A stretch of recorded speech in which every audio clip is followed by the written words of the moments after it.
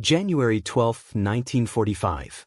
The snow outside Bastogne crunched like glass under the boots of a dozen German soldiers, their breath fogging in the iron air. A Tiger I tank, its massive 88mm cannon cutting a dark silhouette against the white landscape, lurched forward with a mechanical growl that seemed to echo through the forest. Inside its steel shell, 5 men sat in silence. They were veterans, proud and exhausted, haunted and unbroken. Sergeant Otto Weber, the gunner, ran his gloved hand over the breach, as if it were a sacred altar. The Tiger was his god and his coffin. "They'll never get through us," he muttered, half to himself, half to the tank. The commander, Lieutenant Hans Kruger, didn't reply.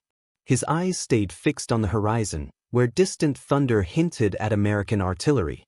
A few miles west, in a muddy foxhole that stank of oil and coffee, Corporal James Walker of the 4th Armored Division adjusted his helmet and squinted at the frozen treeline.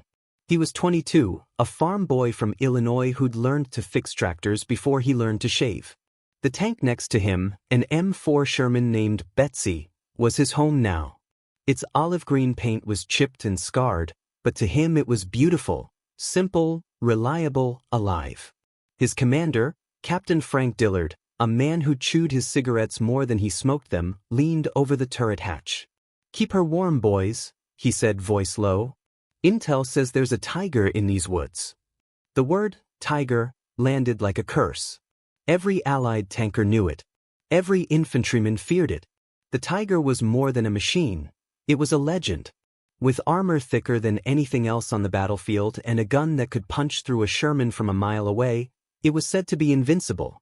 In the early years of the war, entire platoons had fallen before even seeing one. American crews joked bitterly that the best way to fight a Tiger was from behind a barn, after the war was over. But that was 1945. The jokes had lost their humor.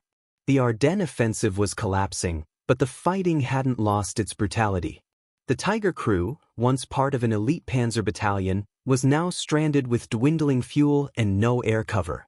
For every Tiger rolling forward, 10 had broken down or run dry. Yet Kruger believed in the myth as much as the machine. "They have numbers," he told his men, "but we have the Tiger." It was faith disguised as confidence, the kind that kept men sane in impossible wars. Walker didn't know faith, he knew statistics. "They've got 1,300 of those things," his loader said once, shaking his head. "And we've got 49,000 of these," Walker replied, patting the side of his Sherman. "I like our odds." It was bravado, but it was also truth. America had turned war into an equation, and in that equation, the Tiger was a masterpiece, but an unsustainable one. German engineers had built it to perfection, with tolerances so tight it could barely tolerate dirt. The transmission broke, the suspension groaned, and the engine overheated. A single shell from the sky, or a missing replacement part, could kill it as easily as a bullet through the heart. Yet when it worked, it was terrifying. That morning, as Kruger's Tiger crept into a clearing, its cannon fired once, a deafening crack that shattered the stillness. A Sherman half a mile away erupted in flame. "Direct hit," Weber shouted. The radio crackled with laughter. "The Führer himself would applaud," said the loader, Karl. For a brief, delusional moment, victory seemed possible. They were outnumbered, outgunned, surrounded, but the Tiger roared, and for men like Kruger, that was enough. On the American side, panic flared. "Tiger, 1 o'clock. Dillard shouted. Walker slammed the gear lever, and Betsy groaned into motion. The snow sprayed under her treads as she ducked behind a ridge. "We can't face it head-on," Walker said. "We flank it." His voice was calm, his hands steady, though his heart beat like a drum in his chest. He remembered what his instructor at Fort Knox had told him. The Tiger's armor is a fortress in front and paper in the back. Make her turn. Make her chase you. Easier said than done. For 15 minutes, the battlefield became a deadly dance. The Tiger fired, and trees exploded. The Shermans maneuvered like desperate mice around a lion, kicking up snow and smoke. Walker's gunner, Tom Riley, cursed under his breath as the turret swung. "Give me the side." "Just 1 second, other." The cannon thundered. The shell ricocheted off the Tiger's side armor like a stone against a wall. "No good," Walker barked. "Move again." The tank shuddered as they reversed, engine screaming. Inside the Tiger, the air was thick with fumes. Kruger barked orders. Left, fire, reload, fire again. The men obeyed with mechanical precision, but doubt was creeping in. "They keep coming," Weber whispered. "We hit them, they burn, but more keep coming." Kruger's jaw clenched. Through his periscope, he saw Shermans advancing through the smoke, their silhouettes multiplying like ghosts. For every one that fell, 2 more appeared. It was madness. It was America. The battle dragged on until dusk. The Tiger had fired 27 rounds. Its tracks were clogged with ice, its engines sputtered with exhaustion. Then came the inevitable, a strike from the rear. A Sherman Firefly, hidden in the trees, loosed a 17-pounder shell that tore through the Tiger's armor. The explosion hurled Weber against the turret wall. Flames licked the cabin. Kruger screamed for his crew to bail out, but it was too late. The Tiger, the invincible beast, burned in silence as snowflakes drifted onto its glowing shell. Walker watched from a distance. The sight was both horrifying and strange. He didn't cheer. He just stared. "That was a Tiger," Riley said softly. "We got it." Walker shook his head. "No. We just outlasted it." The words hung in the air, heavy with exhaustion and truth. That night, the forest was littered with smoke and twisted metal. The air smelled of fuel and frozen mud. Men on both sides shivered under the same indifferent stars. Walker cleaned his rifle beside Betsy, now streaked with ash. Across the field, Kruger's surviving crew huddled near a wrecked truck, their faces pale with the realization that their greatest weapon was gone. The myth of the Tiger had begun to die, not with a grand explosion, but with a quiet understanding. The battlefield had changed. Power was no longer measured in thickness of armor or caliber of gun, but in endurance, in logistics, in the will to keep moving when perfection failed. As dawn crept over the horizon, Walker climbed onto Betsy's hull and poured himself a tin of coffee. The world was still gray, cold, and cruel, but somewhere deep inside, he felt the faint warmth of belief, not in invincibility, but in persistence. He looked out across the shattered trees and whispered, "We can win this." Then he smiled faintly, half out of hope, half out of disbelief, and muttered, "One Tiger down, 1,000 lessons learned." What neither he nor Kruger knew was that this single clash, one among hundreds, would become the symbol of the war's final truth. The age of the perfect machine had ended, and the age of unstoppable production had begun.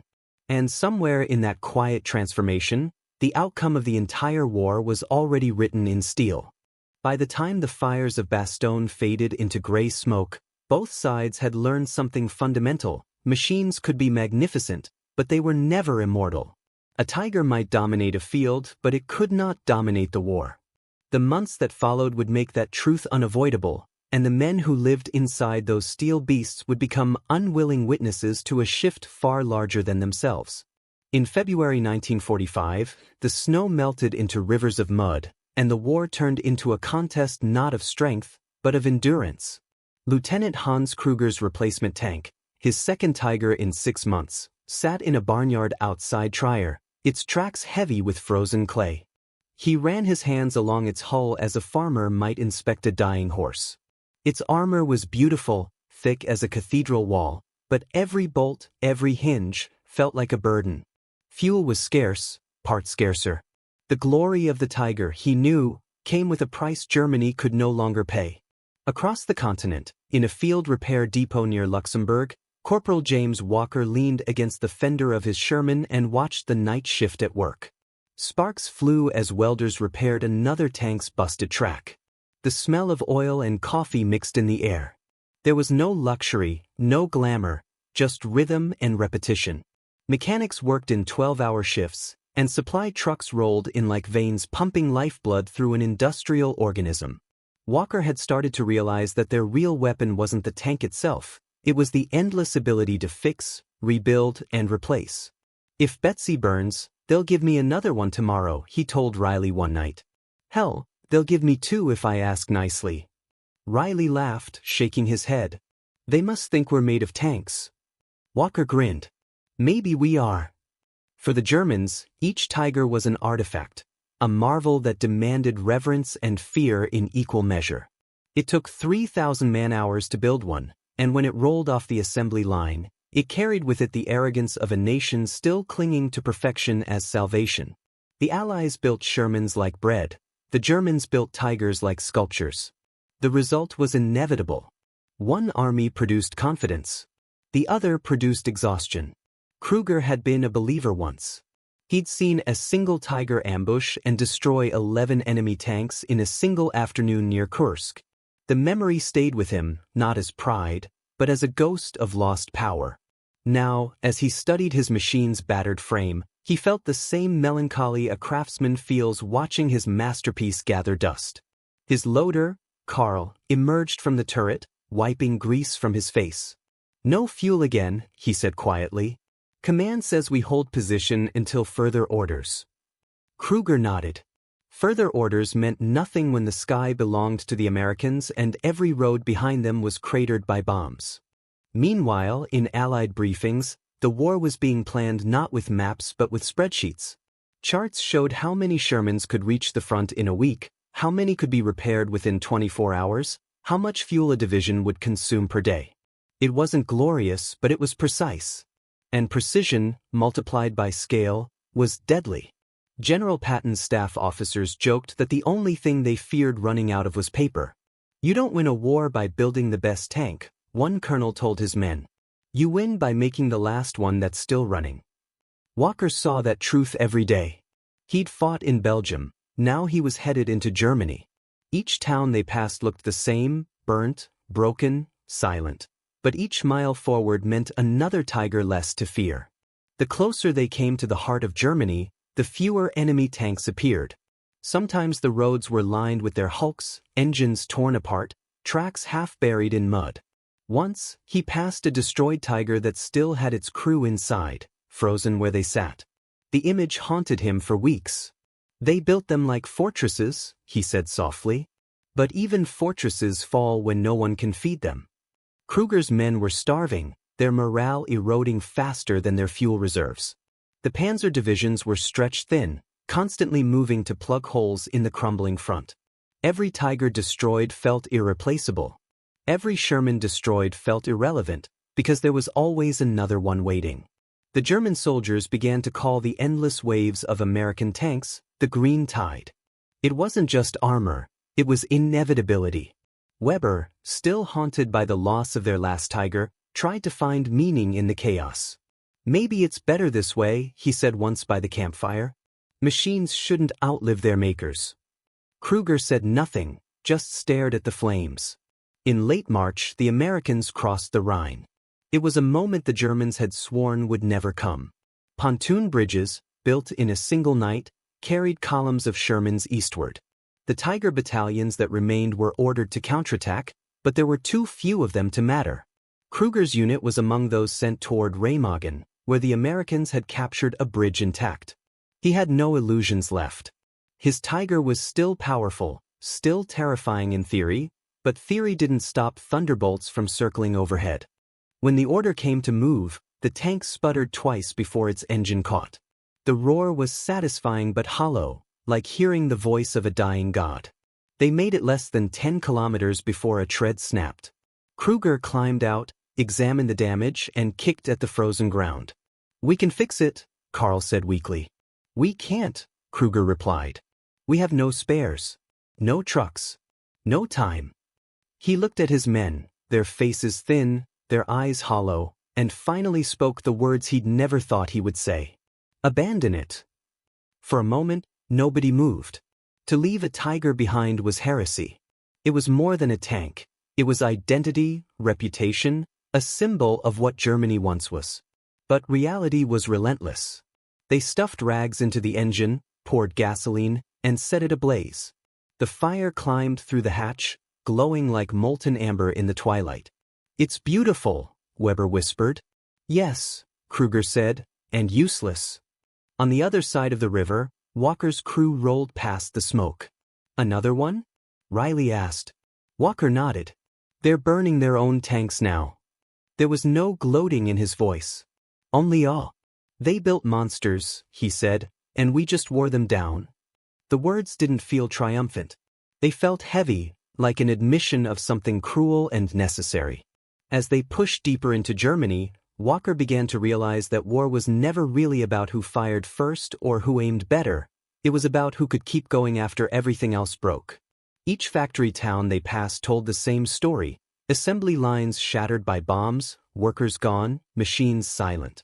The American supply lines, by contrast, hummed like arteries. Trucks carried fuel, tanks, and food nonstop. Engineers built bridges faster than the Germans could destroy them. It wasn't just firepower, it was rhythm. It was the tempo of victory. By April, the Tiger divisions were ghosts. Kruger's surviving men retreated east toward the Elbe, unarmed and unrecognizable. Their once mighty regiment had been reduced to a handful of exhausted soldiers walking past the ruins of their own myth. Walker's battalion followed, slower now, cautious, almost respectful of what they were overtaking. War had changed, and both men, one chasing, one fleeing, knew it. The battle was no longer about domination, but endurance. In a sense, it was never personal between them. It was between two philosophies, perfection and persistence. As the smoke from another burnt Tiger drifted across the fields, the future was already taking shape, silent and certain. The Tiger had been a masterpiece, but the Sherman was a movement, and movements, unlike machines, don't break down. By April 1945, the war had turned into a race between collapse and conclusion. Cities were no longer battlefields. They were graveyards of ambition. Bridges smoldered, cathedrals stood roofless, and the air itself carried the metallic scent of endings. Both armies could sense it. The German lines were dissolving like sand in water, and the American advance, though cautious, felt unstoppable. Yet, inside the chaos, men like Lieutenant Hans Kruger and Corporal James Walker found themselves wrestling not just with the war around them, but the one inside their own heads, the quiet question of what it had all been for. Kruger's remaining men had been absorbed into a makeshift Kampfgruppe, an improvised battle group formed of whatever could still move, shoot, or stand. There were no tanks left, just trucks with mounted guns, a few bicycles, and weary soldiers clinging to orders that had stopped making sense. They were tasked with defending a small village near Magdeburg, strategically worthless, but symbolically vital to commanders who still spoke of holding the line. When Kruger read the orders, he almost laughed. "Hold the line?" he muttered to Karl. "With what? Shovels and hope?" Karl smirked. "We're Germans, sir. We can dig." The humor was bitter, but it kept them alive a little longer. Across the Elbe River, Walker's Sherman Company had been told to wait. The higher command wanted to give the Soviets room to advance from the east. "Let them have Berlin," an officer said with a shrug. "We'll just make sure they don't take the rest." For the first time in months, Walker wasn't fighting, he was waiting. The stillness felt unnatural. He cleaned his tank 3 times in 2 days. Riley played cards with the other crews, and when he lost, he'd throw his deck against the turret in mock rage. "We've been rolling since Normandy," he said. "Feels wrong to stop now." Walker nodded. "Yeah. Feels like stopping means thinking." Neither of them wanted to think yet. The village Kruger defended was quiet, almost peaceful in appearance. Stone houses, an empty church, a single cobbled road winding toward the river. But beneath the calm was despair. Civilians huddled in cellars, unsure who to fear more, the enemy coming from the west or the orders coming from Berlin. Kruger went house to house, not as a conqueror, but as a weary caretaker, telling families to leave while they still could. Most didn't. They had nowhere to go. He helped an old woman carry her belongings to a barn on the outskirts. "The Americans are not monsters," he told her. "They will not hurt you." She looked at him, eyes hollow. "You used to say that about the fatherland." That night, he couldn't sleep. He sat by a fire with Karl, listening to the distant rumble of artillery. "You ever think about what comes after?" Karl asked. Kruger smiled faintly. "After what?" "After all this." Kruger stared at the flames. "If we survive, maybe I'll be a farmer. Machines will only remind me of death." Carl nodded. Me, I'll never touch another wrench. I've fixed enough for 10 lifetimes. They laughed softly, and for a brief moment, they weren't soldiers, just men waiting for history to end. At dawn, the sound of engines shattered the silence. Walker's company had been given the order to cross. "Let's move," he said, tightening his gloves. The bridge creaked under their weight as the column advanced into Saxony. The air smelled of spring and smoke, a cruel combination. Every few miles, they encountered white flags tied to doors, rifles thrown in ditches. Resistance was scattered, desperate, and doomed. "You almost feel sorry for them," Riley said. Walker didn't answer. He was watching the horizon, where the smoke of Kruger's village curled like a signal. By noon, Kruger's unit was down to 20 men. A few half-tracks sat idling in the road, their engines coughing like old men. When the first Sherman appeared on the ridge, Kruger felt no fear, just inevitability. "Positions," he shouted, and his men scrambled, though half of them barely lifted their rifles. The firefight lasted less than 20 minutes. The Americans advanced methodically, shells tearing through walls, dust swallowing the streets. Kruger ordered a withdrawal into the woods, but the line was already broken. Carl was hit by shrapnel and fell beside a well, blood pooling in the dirt. Kruger dragged him to cover, pressed a hand to the wound, and whispered, "Stay with me." Carl looked up, eyes glassy. "It's all right, Hans. We were never meant to win." The words hit harder than the artillery. When Carl stopped breathing, Kruger didn't cry. He simply sat there, hands still on his friend's chest, until the sound of tanks grew too close to ignore. He stood, dropped his pistol, and raised his hands. The war, for him, was over. Walker's Sherman rolled into the same square minutes later. He climbed out cautiously, scanning the area. Among the ruins stood a single man, dust-covered, arms raised, eyes empty. "Don't shoot," Walker called to his men. He approached slowly, rifle lowered. "You're done?" he asked. Kruger nodded once. "We're all done." There was no anger, no hate, just exhaustion. Walker motioned for a medic to take him. As they led Kruger away, their eyes met, two men who had spent years trying to kill each other, now united by the simple relief of survival. That night, the Americans set up camp in the same village. The fire burned low, and someone played a harmonica, the tune thin but hopeful. Walker sat beside his tank, writing in a small notebook. He didn't know why, maybe to remember, maybe to forget. He wrote about the man he'd captured, the one who looked less like an enemy and more like a mirror. "He wasn't a monster," he wrote. "Just a man who ran out of choices before we did." In a makeshift POW camp outside the town, Kruger lay awake under a torn blanket.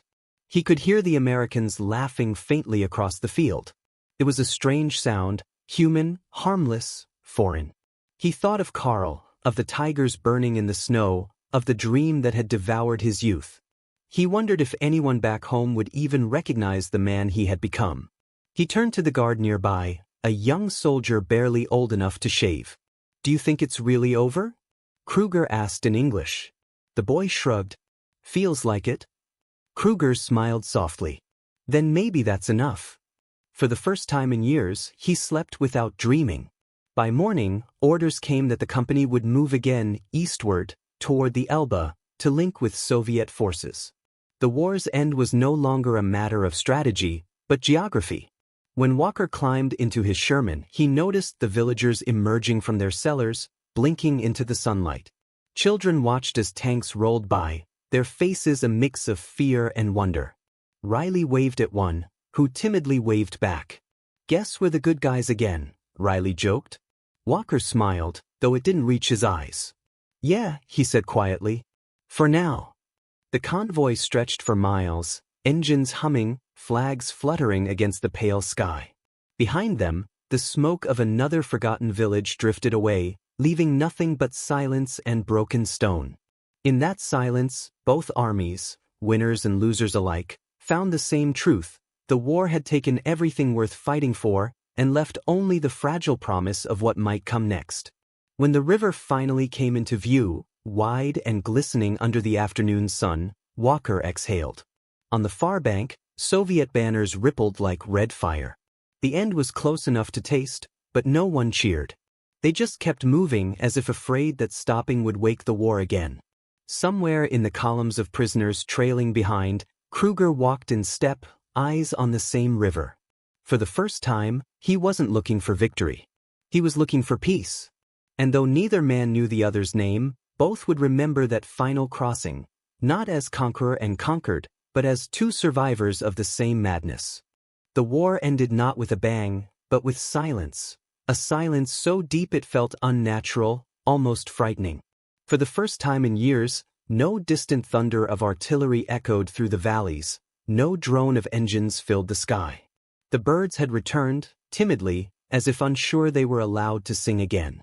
Across Europe, men emerged from the wreckage of history, blinking in disbelief that they were still alive. Among them was Corporal James Walker, sitting atop his Sherman tank by the Elbe River, watching Soviet soldiers on the opposite bank wave their rifles in drunken celebration. The sound of laughter, foreign and wild, drifted across the water. It should have felt victorious. Instead, it felt like an ending that came too late to matter. Walker's crew gathered around a small campfire that night, eating cold rations. Riley joked about heading home to open a diner, the Iron Panzer, he called it, grinning, but even his humor was quieter now. The others laughed out of habit, not joy.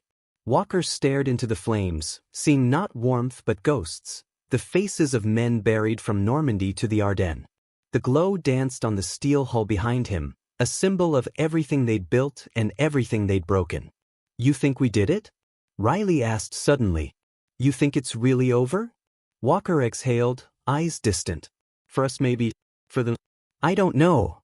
On the other side of the river, behind barbed wire and guard towers, Lieutenant Hans Kruger sat on a wooden crate, his uniform ragged, his boots split. The POW camp was crowded but quiet, the noise of battle replaced by the shuffling of tired feet and murmured prayers. Men who had once commanded machines of fear now queued for watery soup.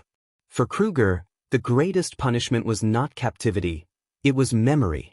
Every night he relived the same moments: Karl's body by the well, the fire consuming his last tiger, the weight of his surrender. Yet, as strange as it was, he felt lighter now, as if the war had finally taken everything that once burdened him. One morning, an American officer entered the camp carrying a clipboard. His tone was efficient, not cruel. "We're taking a few of you east to help clear the roads," he said. "Volunteers first." Kruger stepped forward without hesitation. Work, at least, was purpose. They loaded into trucks and drove for hours through the countryside, past ruins that once had names.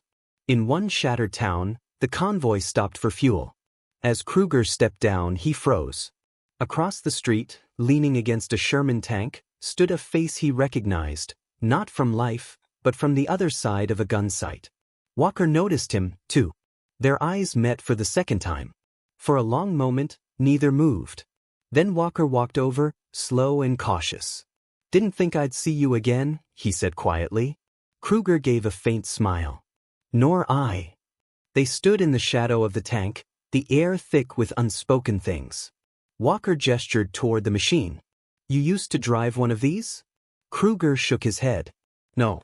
Mine was a bit larger." Walker chuckled softly. "Yeah, I figured. Tiger, right?" Kruger nodded once. "A beautiful monster." There was no hostility between them, only a strange mutual respect born from shared exhaustion. For men who had seen the same war from opposite ends of the barrel, words came easier than expected. "You fought well," Walker said finally. Kruger's eyes dropped. "We fought foolishly. But thank you." He hesitated before adding, "It's strange, isn't it? We were both just doing what we were told." Walker nodded. "Yeah. And now we get to live with it." They talked a few more minutes, about weather, rations, even the absurdity of army coffee, until the guards called Kruger back to the truck. As he climbed aboard, Walker extended his hand. Kruger paused, then shook it. The gesture was brief, firm, human. Neither man smiled, but both felt something shift, a small redemption amid the ruins. Weeks passed. The Americans packed up, heading home one division at a time. Walker's company was among the last to leave. On his final morning in Europe, he walked down to the river alone. The water flowed gently, carrying leaves and reflections. He crouched, touched the surface, and watched the ripples fade. Somewhere in that current, he felt the pull of all that had come before. The fire, the steel, the screams, and yet, somehow, it no longer owned him. Riley found him there, hands in his pockets. "You ready, boss?" Walker nodded. "Yeah. Just saying goodbye." Riley smirked. "To Germany?" Walker looked at the horizon. "To all of it." He stood, brushed the dirt from his trousers, and followed his friend back toward the transport trucks. Behind them, the river whispered its endless story, one of strength and failure, victory and loss, all blending into the same quiet truth. Across the continent, Kruger was released from captivity weeks later. He walked for days through the ruins of Saxony, searching for a place that still felt like home. There was none. The cities were rubble, the villages hollow, the people cautious shadows of who they had been. He found temporary work repairing farm tools for food, living in a barn where once he might have parked a tiger. Every night he wrote in a small notebook, lists of things he had seen, faces he had lost, questions he could never answer. He wrote not out of guilt, but remembrance, afraid that forgetting would mean dying twice. One afternoon, he found himself standing before a pile of rusted metal half buried in grass. It took him a moment to recognize the shape, a tank hull, charred and twisted. His old tiger. The same one he had burned to deny it to the enemy. He touched the cold steel, tracing the scars where the flames had eaten through. Birds nested in its turret now. Nature had reclaimed the machine that once defied it. For the first time, Kruger smiled. "So this is peace," he murmured. Far away, in a small American town, Walker returned to civilian life with a quiet restlessness. The noise of the world felt too soft. He found work at a factory, welding parts for tractors. The first time he struck the torch, he flinched at the sound. It was too familiar. But as weeks passed, he began to find rhythm in the repetition. The sparks no longer reminded him of shells, but of creation. Still, sometimes at night he'd sit on his porch and stare at the stars, wondering if the man he'd met in that ruined town had survived. He didn't know why it mattered. Maybe because, in a war defined by hate, one moment of humanity still felt like victory. In late autumn, Walker received a letter through a veterans correspondence program. It was unsigned, written in careful English. "We fought for different flags, but perhaps the same thing. An end to the noise. I fix tools now. The earth is softer than steel. I hope you are well." There was no name, but Walker knew. He read it twice, then folded it neatly and placed it in his jacket pocket. For a long time, he said nothing. Then, softly, he whispered, "You too, Hans." Years later, historians would debate the significance of the Tiger and the Sherman, of strategy and production, of numbers and genius. But for the men who lived through it, the truth was simpler. Wars were not won by machines, they were survived by men. The Tigers had fallen, the Shermans had rolled on, and yet, in the end, both had been buried beneath the same soil. As the sun set on another quiet evening, the wind moved gently through the fields of Europe, whistling across forgotten steel and new grass. It carried with it the faint echo of engines long silenced, a reminder that even the mightiest machines fade, but the stories of the men inside them endure. And if you've made it this far, dear viewer, remember, the next time you hear the growl of an engine or see the shine of metal under light, you're not just looking at history. You're listening to ghosts. And if this story moved you, give it a like, share it with someone who loves history, and subscribe for more forgotten tales of courage and consequence. Because the past still speaks, if you care to listen. If you've made it all the way here, then you're exactly the kind of person who keeps history alive, not through dusty books or fading monuments, but by remembering. If this story made you feel something, pride, sorrow, awe, even a quiet respect for those who lived and died inside those machines, then don't let it end here. Hit that like button, share it with someone who loves history as much as you do, and subscribe to the channel so you never miss the next forgotten chapter of World War II. Every view, every comment, every subscriber helps us keep telling these stories, not as legends, but as the human truths they really were. Because in the end, history doesn't fade. It just waits for someone to press play.